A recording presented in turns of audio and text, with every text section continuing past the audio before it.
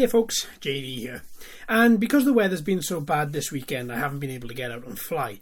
We've had high winds, very high winds, lots of rain, and intermittent rain as well. It's just downpoured for like 10 minutes, quarter of an hour, nothing for 5 minutes, and then downpoured again. So the quads that I had lined up for this week, next week, and whatever else, I haven't been able to get out and fly yet. So I got to thinking, and I thought to myself, well, in this case, what I'd usually do last year is I'd crack out a new nano quadcopter and I'd go downstairs and I'd fly it downstairs. And I thought, well, before we do that, let's try and think a little bit differently and let's try and see whether there's an alternative to doing that. So I've been looking for RC simulators. So things like quadcopter simulators, helicopter simulators, cars, planes, something that doesn't require you to bring your laptop down or your transmitter, because I know a lot of larger transmitters like my FlySkys, you can plug them up to your computer. You can then download a proper like drone racing simulator, full graphics, have first person view and fly around as crazy and as fast as you want to, going through gates and everything else. So I thought, what about if we were to do it sort of on a phone instead, or on a tablet or whatever, whether it be iOS or Android, and then see whether or not actually that kind of fills the void of being able to fly or being able to race or something like that when you can't. Because let's face it, we have these portable devices in our pockets pretty much all the time. It's not something that I would have looked to do, but it is something that I've often thought about.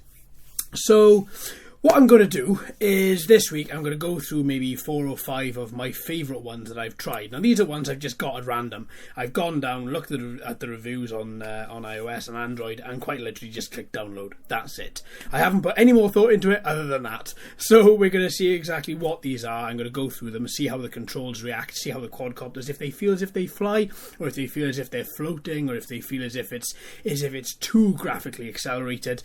And then we're going to just look at it a little bit and see exactly how we break it apart and see if there's a good one, if there's a bad one, and sort of what my best ones are towards the end of the week then.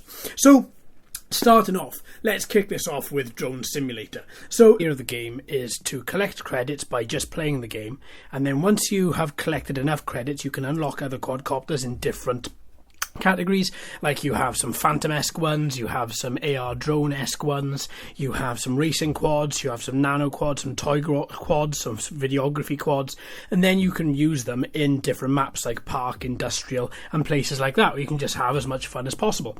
Now, there is one thing to say about this. When you have selected your quad, when you have selected your place to fly, and when you are starting off to fly, one thing you will notice about this, and it's something that becomes apparent really, really early on, is just how slow this quadcopter is. Now, to begin with, the only quad that you're allowed to fly, which is unlocked, is the Cheerson CX-10. Now, if anybody has flown that, I flew that years ago. If you go back about 3 years on the channel, you'll find it, or just search for it. Then you will know that quad is a bit nippy, but it's not the fastest. Now, one thing about this is, and what I think is going to put off a lot of people from the word go, is just how long it takes for you to get from flying to a gate. As you can see here in this footage, it's taking quite a while. It doesn't zoom. People expect it to be fast. The controls are pretty bang on. I don't know whether there have been a couple of updates, but it certainly seems a bit better from when I first played this game. I have put quite a few hours into this game. I've got about 10, I think it's 8 or 10 credits so far unlocked in this game. Now, when you finally do reach a gate, see, it's very slow to just move around. But then again, from the type of quad that you are flying, if you have flown a Cheerson CX-10, you'll know it's pretty bang on. I think it's pretty representative of that quad that you are actually flying. I haven't flown another type in here yet. I haven't unlocked another one yet, so I can't really say whether that is quicker at the time of me making this video. Now, graphics don't make a game. It's important for you to remember that. A game is the way that I think about games, whether I'm playing on my PC, whether I'm playing on Steam, Uplay, or whatever. I always think a game is about its story. The graphics are just a fundamental part of that game, but it's all about the story-driven narrative. Now, the narrative in this game is quite simple. Get your quadcopter through the gates. That's it. Within, I think it's 4.5 minutes or 5 minutes when you first start off. As many gates, score as many points. Those points, I think, then equate to credits, and that's it. Now, if you do want to zoom in on a tree, you can just hover your quad by a tree and you can see the graphics are pretty good. The draw distance lets it down though, I think. And the draw distance is exactly how far you can see how much of the game it draws in the distance. Now, as you can see, the mountains are moving. Even in first-person mode like this, the mountains are moving quite a lot.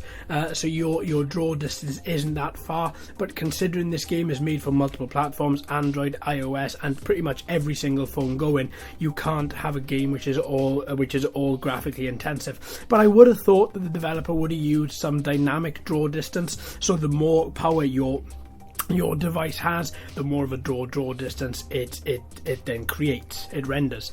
Now, that being said, again, that's just a small little niggle. To be fair, I do like this game. I think it's pretty fun. If you're waiting for, say, your wife to come out of shopping or something like that, this is where I've played it, and pretty much I've had a whale of a time. I haven't had any sort of real negative issues with the game. It's not crashed, it's not blue screened or anything like that. It has just all of a sudden just made me think that the game is quite slow. But then, to be fair, that's, you're going to get that from any game when you first start off, because you're not going to start off and have the best quadcopter going. When you first start off playing a game, you're going to have a quadcopter which is quite mediocre, which you've got to work out quite a lot in order to unlock other ones, to progress, to make the game better, and to make everything a lot faster and a bit more fluid. So, quite honestly, I think if you want to get into a game which is free, if you want to get into a game which is pretty fun, if you want to have a game which is, well, not 100% accurate, but pretty representative of flying a quadcopter, well, especially the Cheerson CX-10, I actually think this game flies better than the Cheerson CX-10 ever did, then this game could be for you. I say, as it's free, and it's a freemium model, so it's not 100% free, but you haven't got to spend anything to play the game. You can just keep playing, and apart from the overall time limit, the 5-minute time limit per map, that's all I've found. I can keep on playing this as much as I want. It's not as if you've got to play 5 times and then wait for your credits to fill back up before you can play more. You can just play you can just play over and over and over and over and over again. You haven't got to wait for anything to sort of unlock after a certain lock period, which again, in this world of freemium gaming, I quite like that. I like the fact that you can just keep on playing. If you get addicted to it, you can fulfill your addiction by just keeping on playing. So I think this is still active. I haven't found anything looking at iOS and Android to say that the developer is not still developing this. So I hope that they are. I hope they're going to add a bit more into it. Honestly, I think it's a great game. I think it is. Well, no, I'm not going to go that far. I think it's a good game. I think it's a fun game, albeit when you first start off, don't be expecting a lot. It does get slow, but the more that you progress, I have no doubt in my mind, looking at the different quads available in the start of this app, you can progress quite quickly and get a faster quad so you can have a bit more fun with it. Alright, my friends, thanks ever so much for watching and listening. I've been JD, you've been fantastic as always. If you haven't already, please like and subscribe and ring that bell too. Hello and welcome to all the new subscribers. I hope you're enjoying the channel. So until next time, my friends, happy flying.